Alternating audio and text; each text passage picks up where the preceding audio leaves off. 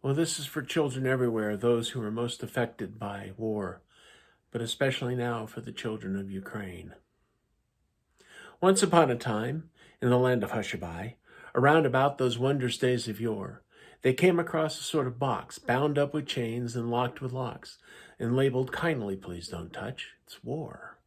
Well, the decree was issued round about, all with a flourish and a shout, and a gaily colored mascot tripping lightly on before.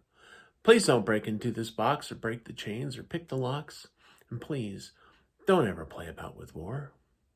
Well, the children understood. The children happened to be good, and they were just as good around the time of yore. Mommies didn't either, sisters, aunts, grannies neither, 'cause they were quiet and sweet and pretty in those wondrous days of yore. But someone did. Someone battered in the lid and spilled the insides out across the floor, a sort of bouncy, bumpy ball made up of guns and flags and all the tears and horror and death that go with war.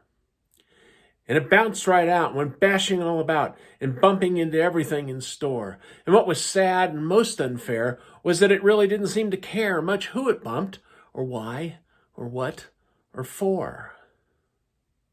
And it bumps the children mainly, and I'll tell you this quite plainly.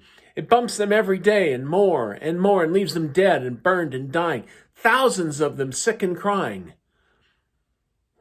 Because when it bumps, it's really very sore. Now there's a way to stop the ball. It isn't difficult at all. All it takes is wisdom. I'm absolutely sure that we could get it back into the box and bind those chains and lock those locks. But no one seems to want to save the children anymore.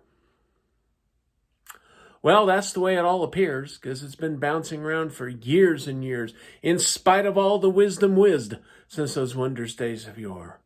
Of the time they came across the box, bound up with chains and locked with locks, and labeled, "Kindly, please don't touch. It's war."